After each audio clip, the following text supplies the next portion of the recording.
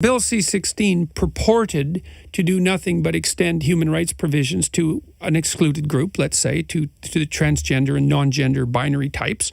And that was the federal legislation. It also made it a hate crime to discriminate or harass, essentially. So now then the question is, well, what exactly do you mean by discriminate or harass? And why exactly is that a hate crime under the criminal code? Well, there was an answer to that. The answer was, well, this bill will be interpreted in light of the policies generated by the Ontario Human Rights Commission, very large set of policies. Now, the Ontario Human Rights Commission is a radically leftist organization. I think it's the most dangerous organization in Canada, although you could debate that.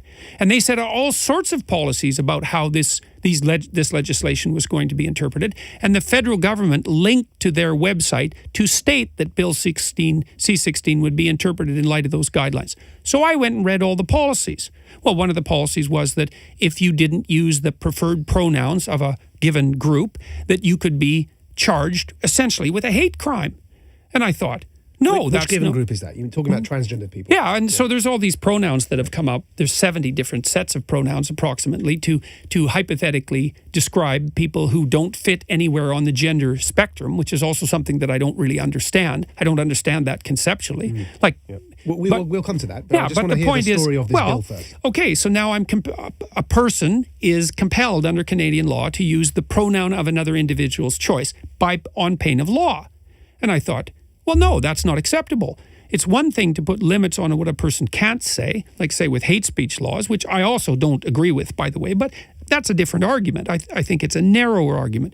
But to compel me to use a certain content when I'm formulating my thoughts or my actions under threat of legislative action, I thought, no, what's happened there is the government has introduced compelled speech legislation into the private sphere. It's never happened in the history of English common law. And so I said, there's no way I'm abiding by that. I don't care what your damn rationale is. We're compassionate. It's like, no, you're not. No, you're not. You're playing this radical collectivist left-wing game.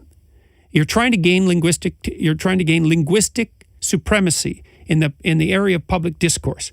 You're doing that using compassion as a guise, and you're pulling the wool over people's eyes. And you're not going to do it with me.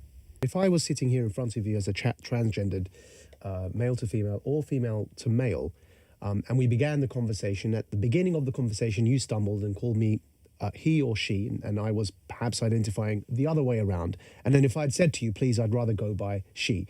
How would you respond to that on a personal level? How would you? Well, it would depend on the situation, but the way I have responded to that, because I've had a number of conversations with transgendered individuals, is that I use whatever pronoun seems to go along with the persona that they're projecting publicly. It's the simplest thing to do. Now, if we were, you would respect their choice on an individual level. Yeah. But with a more contentious pronouns, je and je, and that sort of thing, that's a whole different issue.